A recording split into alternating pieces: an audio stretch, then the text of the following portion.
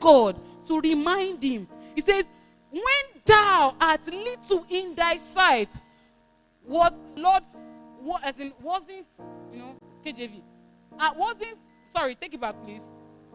Take it back, please. He says, and Lord that picked you and decided to, to make you the king over Israel. How come? How did you get to a point where he's talking to you now and you are not hearing him anymore? Like I said, my topic for today is what mercy brings, mercy preserve. Scripture has told us that I will have mercy on whom I will have mercy on. However, I'm here to tell you, just in case you have mercy on, you are looking at your life that God has already handpicked the people he wants to have mercy on. That's why he said, I will have. He now gave everybody access. He said, now, that's in what verse? That we may obtain mercy. He says, now all of us will now have rights. Why? Because Jesus Christ has died. Remember, there was a time when he said, I will have mercy on whom. And now grace is telling you that as many of you, so long you are desirous of mercy, you receive it. He says, now you all, you should come to the throne of grace that you will obtain mercy. I'm saying to us that mercy gave Saul the position, the title. Mercy brought him out from the hill. Mercy set him among princes. In fact, the first of his kind. But there's something interesting about mercy that I want to bring to our notice tonight. Emmanuel, are you with us? Please tap your neighbor. Tell your neighbor not to sleep. Tell them not to sleep. Not soon. If you want to sleep, stand up. Stand up. Be active. Only mercy has the grace to sustain. I want to bring a disclaimer to us. We have seen mercy for a long time as what brings you out of darkness, brings you out of loneliness, brings you out of whatever. There's another side to mercy. If you sleep, you come and stand beside me. There's another side to mercy. And the other side of mercy is the one that is not most commonly spoken about. How can you tell me that an angel appeared to Mary and said, favored are you amidst all women? And after that time, nothing about her life looked like favor. How can you explain to me that I will walk on the streets pregnant without knowing who gave me pregnancy? It was shame. But yet, God called it favor. How can you explain to me that Joseph saw himself in a dream that his family members bowed down to him? How can you tell me of a war? You have to understand that because mercy has chosen you, does not. If you tell me today that, many of us have had amazing dreams. Many of us have dreamt big. We have seen things.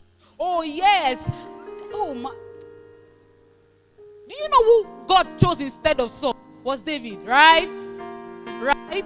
Do you know that if Saul never sinned as well, the emergence of David would never have come to play? I hope we know. I hope we know. God knows how he was doing his thing. It was the fact that Saul, went because God was even set to help Saul. He didn't even have the right heart. If you remember when we were reading the Bible, Scripture said that he gave him another heart. Yet that heart was not hurting. Then God handpicked David. Now, I'm saying to David was a man affiliated with sorrow. Go and read the Psalms. He was a man always writing sorrowful psalms. And that was the man that God picked after Saul. Was the man that God called to lead another generation. I am saying to you once again that if mercy has picked you, be ready for a war. Maybe you have heard for a long time. Maybe you have understood for a long time that when mercy comes, it just brings me from point A to point B. There is a process. There is a process, and that process is only mercy that can sustain you. That process, long, it's very long. Only mercy can sustain you. I'm saying that the fact that Saul fell, it wasn't because David had 13 years. Let's read Psalm 89. Psalm 89 from verse 20. Psalm 89. Quickly because of our time. Are we still together? Psalm 89. And plague them that hate him. Next verse. It says, but my faithfulness and my mercy shall be with him in all my name, and in my name rather shall his horn be exalted. I'm saying that this is a man that mercy found. And for 13 years of his life, for 13 years,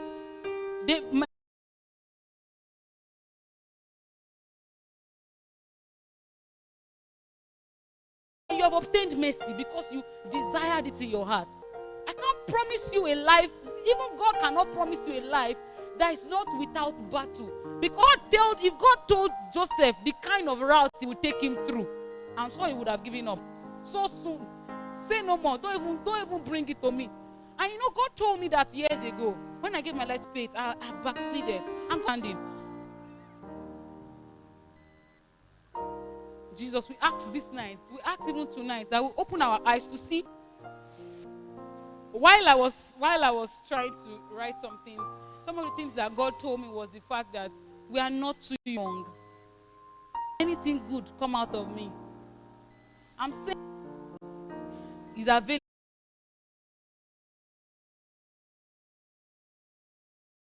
That he was sold for slavery. Not only that he was betrayed by his own. Not only that he was rejected by his own. When he found out eventually that Okpe, the wife of Potiphar, she did her own, he went back to prison. The prayer of the least among us will be as great, as mighty as David. If you understand the meaning of the least among you, if you understand the reality of life, so that you will not say that you are asking God for mercy. Look at him that mercy picked. He chose David. Mercy sustained him. However, mercy chose Saul. But look at how his life ended. God had to remind him, have you forgotten